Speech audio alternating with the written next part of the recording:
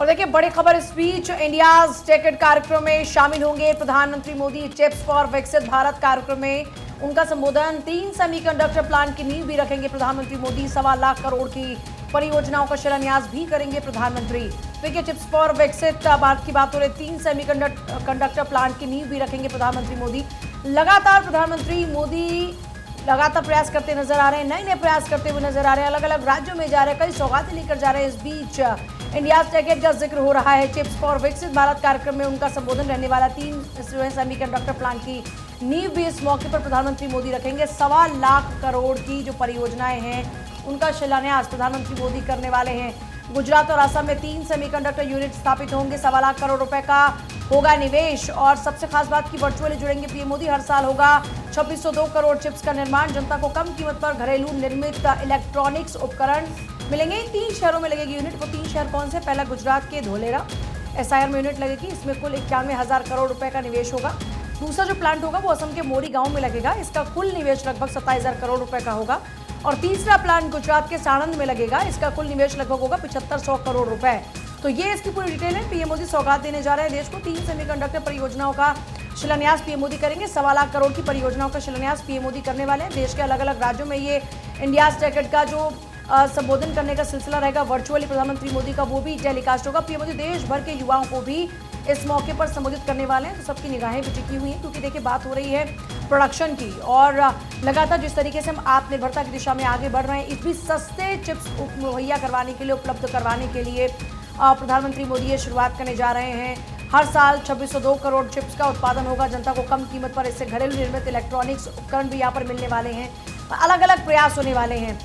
गरीब आदमी के लिए, मिडिल क्लास फैमिली के लिए काफ़ी सहूलियत होने वाली है। रोजगार के अवसर इससे पैदा होंगे। प्लांट लगेंगे, जाहिर तौर पर लोगों को रोजगार मिलेगा। असम में प्लांट लगने वाला है। इसके अलावा गुजरात के साणंद में प्लांट लगेगा। प्लांट असम के मोरी गांव में लगेगा, फिर गुजरात के साणंद में लगेगा। इसका जो निवेश रहेगा 27,000 करोड़ रहेगा, जो असम में लगने वाला प्लांट है। तीसरा प्लांट गुजरात के साणंद में लगेगा। 7500 करोड़ रुपए की लागत से बनकर ये पूरा प्लांट तैयार होगा। और सेमीकंडक्टर्स के लिहाज से भारत आत्मनिर्भर बन रहा है। इसको आप 2 तरीके से समझ सकते हैं। गाड़ियां, इसके अलावा वो जो घरेलू उपकरण जिसमें इसका इस्तेमाल होता है, इस पर जो निर्भरता पहले बाहरी देशों पर थी, वो निर्भरता खत्म होगी, क्योंकि भारत में खुद ये यूनिट्स यहाँ पर प्लांट होंगे। आगे बढ़ते, कांग्रेस बकाया आयकर मामले में हाईकोर्ट पहुंची है। कांग्रेस पार्टी की याचिका पर फैसला आज संभव है। दिल्ली हाईकोर्ट आज सुना सकता है फैसला। कांग्रेस के 105 करोड़ रुपए से अधिक के बकाया आयकर का ये पूरा मामला। आयकर विभाग के जारी नोटिस पर रोक लगाने की मांग की गई है। इसको लेकर के सियासत भी खूब हुई। आपको याद होगा कि इसको लेकर के कांग्रेस पार्टी ने कहा कि इस पूरे मामले में उनके अकाउंट्स को भी बंद कर दिया गया है। हालांकि आयकर विभाग की तरफ से इस पूरे मामले पर बीच में जानकारी भी दी गई थी, और इस पूरे मामले में कांग्रेस पार्टी ने हाईकोर्ट का दरवाजा खटखटाया। कांग्रेस पार्टी की याचिका पर फैसला आज संभव है। जो जानकारी है वो ये कि दिल्ली हाईकोर्ट आज इस पूरे मामले में फैसला सुना सकता है। कांग्रेस के 105 करोड़ रुपए से अधिक के आयकर बकाया का ये पूरा मामला है। आयकर विभाग के जारी नोटिस पर रोक लगाने की मांग की गई है कांग्रेस पार्टी की तरफ से। अब कोर्ट इसमें क्या कुछ फैसला सुनाता है वो देखना बहुत ज्यादा महत्वपूर्ण होगा। लेकिन आज कांग्रेस पार्टी के लिहाज से एक बहुत महत्वपूर्ण, बहुत अहम दिन है, क्योंकि इस पूरे मामले में जो नोटिस आयकर विभाग की तरफ से जारी किया गया था, उस नोटिस पर स्टे लगाने की मांग है। कांग्रेस की तरफ से जो याचिका दायर की गई, इसमें कई बिंदुओं का जिक्र किया गया है। अब देखना होगा कि इस पूरे मामले में दिल्ली हाईकोर्ट क्या फैसला सुनाता है। लेकिन सबकी निगाहें इस वक्त कोर्ट पर टिकी हुई हैं, जहां पर आज होने वाली है सुनवाई। तो दिल्ली हाईकोर्ट आज फैसला सुना सकता है। आगे बढ़ते हैं, श्री कृष्ण जन्मभूमि शाही ईदगाह विवाद का पूरा मामला। मथुरा के शाही ईदगाह मामले में अगली सुनवाई। शाही ईदगाह में मिले इबादत की इजाजत मामले में ये सुनवाई की जानी है। हाईकोर्ट के आदेश पर मुस्लिम पक्ष ने चुनौती दी थी। याचिकाकर्ता ने हाईकोर्ट से कृष्ण कूप में पूजा करने की अनुमति मांगी है। जस्टिस मयंक कुमार जैन की सिंगल बेंच इस पूरे मामले की सुनवाई करेगी। तो शाही ईदगाह में मिले इबादत की इजाजत की ये पूरी याचिका है, और ऐसे में देखना होगा, क्योंकि हाईकोर्ट के आदेश पर मुस्लिम पक्ष ने ये चुनौती दी है कि वहां पर पूजा इबादत की इजाज़त मिले। और इसी को लेकर आपको बता दें कि आज कोर्ट में सुनवाई होनी। दरअसल हाईकोर्ट के आदेश पर मुस्लिम पक्ष ने ये चुनौती दी थी। अब देखना होगा कि क्या कुछ इस सुनवाई के दौरान इस पूरे मामले में कोर्ट की तरफ से टिप्पणी की जाती है। अगली खबर को रुख करते हैं। भारत जोड़ो न्याय यात्रा महाराष्ट्र के धूले में पहुंच गई है। महिला अधिवेशन भी होगा। ग्रेस अध्यक्ष समेत कई सारे दिग्गज इस यात्रा में शामिल होने जा रहे हैं। राहुल गांधी संबोधित भी यात्रा को करने जा रहे हैं, तो महिला अधिवेशन भी शामिल होगा। महाराष्ट्र में यात्रा प्रवेश कर चुकी है। आपको बता दें कि कांग्रेस की ये यात्रा, और इस बीच राहुल गांधी नेतृत्व करते हुए लगातार इस यात्रा का, जहां पिछले साल भारत जोड़ो यात्रा निकाली गई थी, उसी के स्तर पर अब भारत जोड़ो न्याय यात्रा लगातार राहुल गांधी निकाल रहे हैं। 6700 किलोमीटर से ज्यादा का रास्ता ये यात्रा कुल मिलाकर कवर करने वाली है। इससे पहले कई सारे राज्यों को कवर करती हुई, चाहे वो बिहार हो, मध्य प्रदेश हो, इन सबसे यात्रा गुजर चुकी है। उत्तर प्रदेश से भी गुजर चुकी है। अब फिलहाल महाराष्ट्र में भारत जोड़ो न्याय यात्रा की एंट्री। महाराष्ट्र में भारत जोड़ो यात्रा के दौरान राहुल गांधी संबोधित भी करने वाले हैं।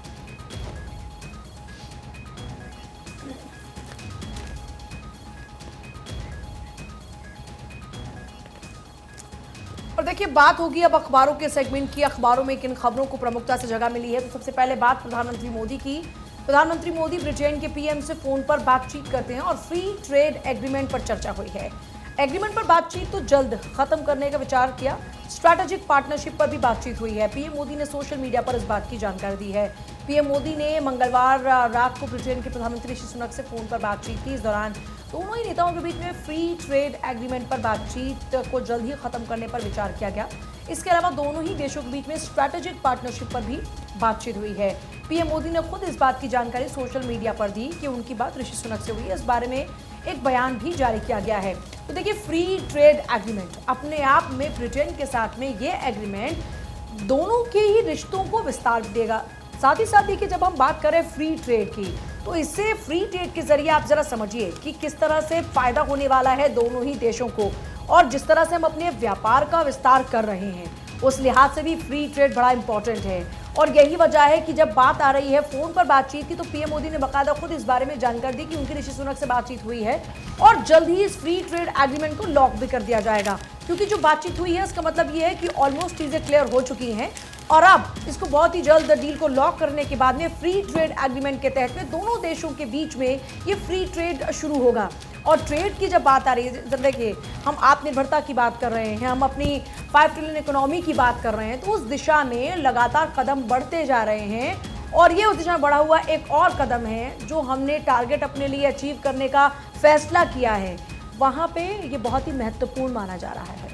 और पूजा, ज़रूरी ये भी है क्योंकि ब्रिटेन के प्राइम मिनिस्टर जब भी भारत आए हैं, आपको याद कि ये G20 और इसके बाद एक बार फिर से जब आए थे अहमदाबाद, जब उनका दौरा हुआ था, तब इस विषय पर कई राउंड की बातचीत हो चुकी है। अब कहा जा रहा है कि प्रधानमंत्री के साथ जब ये चर्चा हुई है तो संभवतः इस दिशा में आखिर हो और उसके बाद बहुत जल्दी इसको लेकर के कोई सहमति और फिर कोई फैसला आ सकता है। पॉजिटिव लिहाज से अगर हम देखें तो आगे बढ़ते पीएम मोदी की मौजूदगी में शक्ति युद्धाभ्यास हुआ। वायुसेना ने थल सेना को हवाई हमलों से बचाया। कमांडोज ने सूचनाएं भेजकर तेजस से हमला करवाया। पीएम मोदी ने जमकर सेनाओं की तारीफ की, साथ ही साथ पिछली सरकारों पर भी उन्होंने हमला बोला। मोदी ने कहा कि जिन्होंने देश पर दशकों तक शासन किया, उन्होंने देश की सुरक्षा पर बिल्कुल ध्यान नहीं दिया। पहला घोटाला ही सेना की खरीदी में हुआ। 2014 में रक्षा सौदों में घोटालों की चर्चा होती थी। सेना के पास गोला बारूद नहीं होने की चिंताएं सामने आती थी। उन्होंने हमारी ऑर्डिनेंस फैक्ट्री को बर्बाद कर दिया, हिंदुस्तान एरोनॉटिक्स लिमिटेड को बर्बाद कर दिया। हमने उसे सबसे ज्यादा मुनाफा देने वाली कंपनी बनाया। वो वीर बलिदानों के लिए एक राष्ट्रीय स्मारक भी नहीं बनवा पाए। पहले की सरकार हमारी सीमाओं पर आधुनिक इंफ्रास्ट्रक्चर बनाने से डरती थी। आज एक से एक रोड बन रहे हैं। प्रधानमंत्री इस दौरान क्योंकि पोखरण में मौजूद थे और राजस्थान के परमाणु नगरी से उन्होंने भारत में जिस तरीके से हमारे जो तमाम उपकरण हैं, जो स्वदेशी हथियार हैं, क्योंकि उसको शोकेस किया गया था और वहाँ की गर्जना जब सुनाई दी तो प्रधानमंत्री ने कहा कि किस तरीके से हमारी जो सैन्य क्षमताएं हैं वो आगे बढ़ गई हैं। और इसके साथ ही साथ उन्होंने विपक्ष पर भी प्रीति इस दौरान जोरदार हमला बोला। बिल्कुल प्रिया, आपने सही कहा। और कल क्योंकि हिंदुस्तान की ताकत एक बार फिर से सबने देखी है, खासतौर पर चीन और पाकिस्तान की नज़रें में टिकी रही और जो तस्वीरें आ रही थी पोखरण से वो हिंदुस्तान के लिए गौरवान्वित करने वाली थी। तो देखिए किस तरीके से तीनों सेनाओं का भारत शक्ति युद्धाभ्यास पोखरण फील्ड फायरिंग रेंज में हुआ और दुश्मन के घर में घुसे पैरा मार्कोस। गरुड़ कमांडो तेजस से हमला करवाया। एशिया की सबसे बड़ी फील्ड फायरिंग रेंज में मंगलवार को तीनों सेनाओं ने भारत शक्ति युद्धाभ्यास के जरिए देश में बने हथियारों की ताकत दिखाई और इस युद्धाभ्यास को देखने के लिए प्रधानमंत्री नरेंद्र मोदी भी जैसलमेर जिले के पोखरण फील्ड फायरिंग रेंज में पहुंचे। वो तस्वीर आपकी टीवी स्क्रीन पर है। भारत में बने हथियारों की ताकत देखकर उन्होंने कहा कि यह नए भारत का आह्वान है। उन्होंने कहा कि डिफेंस के लिए पिछले 10 साल में 6 लाख करोड़ के ऑर्डर भारतीय कंपनियों को दिए गए हैं। तो देखिए, आत्मनिर्भर बनता भारत, और पहले विदेशों पर कहीं ना कहीं हम निर्भर रहते थे, लेकिन अब हम अपने इक्विपमेंट्स खुद हिंदुस्तान में बना रहे हैं। और ये बताता है कि हिंदुस्तान की तीनों सेनाएं कितनी सशक्त हो रही हैं, कितनी मजबूत हो रही हैं। और कल उसका एक उदाहरण, यूँ कह लीजिए कि एक छोटी सी झलक पोखरण में देखने के लिए मिली। खुद प्रधानमंत्री जब इन तस्वीरों को देख रहे थे तो पूरा देश, एक तरफ प्रधानमंत्री गदगद हो रहे थे और दूसरी तरफ पूरा देश इन तस्वीरों को देखने के बाद गौरवान्वित महसूस कर रहा था। और देखिए, इस बीच अहमदाबाद में प्रधानमंत्री नरेंद्र मोदी ने कल 10 वंदे भारत ट्रेन को लॉन्च किया। 85,000 करोड़ की योजनाओं का इनॉग्रेशन पीएम के द्वारा किया गया। साबरमती में कोचरब आश्रम का उद्घाटन पीएम ने किया। तस्वीर आपकी स्क्रीन पर। इसके साथ साथ में विभिन्न राज्यों से चलने वाली वंदे भारत को हरी झंडी पीएम के द्वारा दिखाई गई। कोचरब आश्रम का उद्घाटन पीएम ने किया और गांधी आश्रम स्मारक में मास्टर प्लान का शुभारंभ भी किया। संबोधन भी प्रधानमंत्री नरेंद्र मोदी का इस दौरान रहता है, जहां पर विपक्ष के ऊपर जमकर वो हमला बोलते हैं। साथ साथ में बीजेपी की उपलब्धियों का जिक्र उन्होंने किया। उन्होंने एक बार फिर से लखपति दीदियों का जिक्र किया, किस तरीके से महिलाओं को आगे बढ़ाना है, लखपति दीदियों की संख्या को बढ़ाना है। प्रधानमंत्री नरेंद्र मोदी ने सबसे महत्वपूर्ण बात कि वंदे भारत ट्रेन को लगातार बढ़ावा दिया है और उसी श्रेणी में 10 वंदे भारत ट्रेन को लॉन्च किया। न केवल वंदे भारत ट्रेन सफर के लिहाज से आरामदायक है, बल्कि समय के लिए भी बेहद महत्वपूर्ण, क्योंकि समय बचाती है ट्रेन। और इस बीच प्रधानमंत्री नरेंद्र मोदी ने 10 वंदे भारत ट्रेन को लॉन्च किया। अहमदाबाद में पीएम मोदी मौजूद रहे और वही लॉन्चिंग की तस्वीरें गांधी आश्रम स्मारक मास्टर प्लान का शुभारंभ करते हुए आपकी स्क्रीन पर। और चलिए आगे बढ़ रहे हैं। बात कांग्रेस की होगी। देखिए, खुद के लिए बोलो कांग्रेस अध्यक्ष खड़गे ये बात कह रहे हैं। 83 साल का हो गया हूँ, कार्यकर्ता बोलेंगे तो मैदान में उतरूंगा, बढ़ती उम्र का हवाला दिया। एक ही सीट पर वैसे भी 10 दावेदार हैं, खड़गे ये बात कह रहे हैं। कांग्रेस अध्यक्ष का ये स्टेटमेंट है, बढ़ती उम्र का हवाला दे रहे हैं, कह रहे हैं कि अगर तुम कहोगे तो मैं तुम्हारे लिए आऊँगा। एक ही सीट पर वैसे भी 10-10 दावेदार हैं, 83 साल का हो गया हूँ। देखिए, बड़ी बात है कि एक तरफ कंपैरिजन में अगर देखते हैं तो बीजेपी लगातार आप देख रहे हैं खुद धुआंधार अभी से ही प्रचार में जुटी हुई है। लगातार नेताओं के दौरे जारी हैं। इसके अलावा राज्यों में खुद वहां पर पूरी देखरेख कर रहे हैं, बाकायदा पूरी ज़मीन को वहां पर भांप रहे हैं कि किस तरह का आधार इस वक्त बना हुआ है।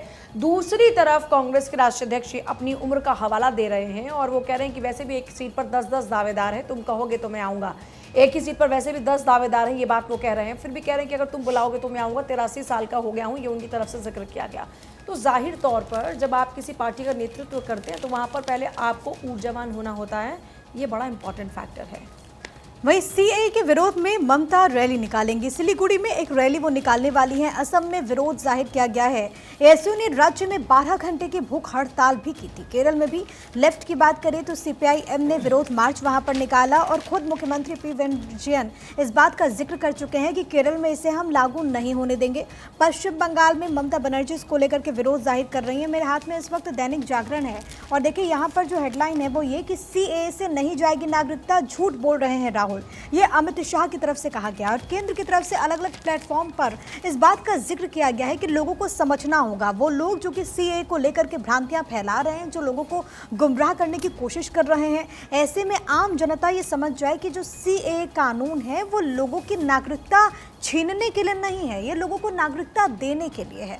और ये उन लोगों पर लागू होगा जो कि 3 पड़ोसी जो मुल्क हैं, चाहे वो पाकिस्तान हो, अफगानिस्तान हो या फिर बांग्लादेश हो, वहाँ के जो पीड़ित हैं। और ऐसे 5 समुदाय की बात की गई है जिन लोगों को उनके धार्मिक आधार पर जो भारत में आए हैं 31 दिसंबर 2014 से पहले, उनको नागरिकता मिलेगी। ये जागरूकता जो है वो फैलाई जा रही है, लेकिन इन सब के बीच देश के कई हिस्सों में इसको लेकर के विरोध और इसको लेकर के राजनीति गर्म है। और ममता बनर्जी बनर्जी भी एक रैली निकालने वाली है। बिल्कुल, तो 6 ऐसे समुदाय हैं जिनको इस श्रेणी में रखा गया है और ख़ास बात यह कि ये अल्पसंख्यक है। जिन तीनों देशों का जिक्र प्रिया ने कहा, वहाँ पर वो अल्पसंख्यक की श्रेणी में है और अत्याचार उन पर कितना होता है ये हर कोई जानता है, इसीलिए उनको ये कह लीजिए कि नागरिकता हिंदुस्तान की दी जा रही है। तो CAA लागू होने पर दिल्ली में जश्न मनाया गया है। पाकिस्तानी रिफ्यूजी ने ये जश्न मनाया है, एक दूसरे को गुलाल लगाकर अपनी खुशी जाहिर की है। महिलाओं ने सरकार का बाकायदा धन्यवाद किया। पीएम मोदी और गृह मंत्री अमित शाह का भी धन्यवाद इनकी तरफ से दिया गया।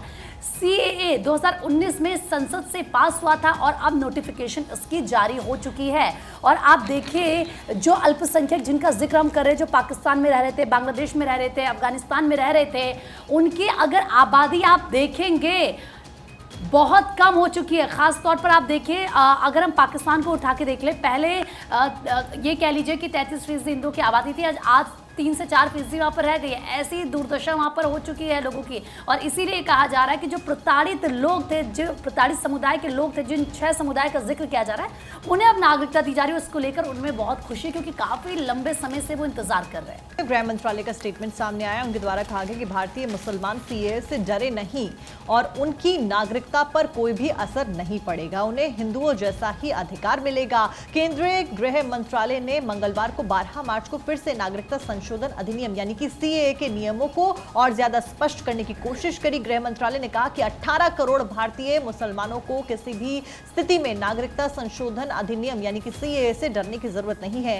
इससे भारतीय मुसलमानों की नागरिकता और समुदाय पर कोई भी असर नहीं पड़ने वाला है और वो भारत में ही रहने वाले हिंदुओं की तरह ही अपने अधिकारों का इस्तेमाल कर सकते हैं। तो देखिए, केंद्रीय गृह मंत्रालय लगातार कम्युनिकेशन को ब्रेक नहीं करना चाहता है और लगातार स्पष्ट किया जा रहा है कि CAA आखिर क्या है। ये नागरिकता लेने का नहीं, नागरिकता देने का कानून है। बार बार यही स्पष्ट किया जा रहा है।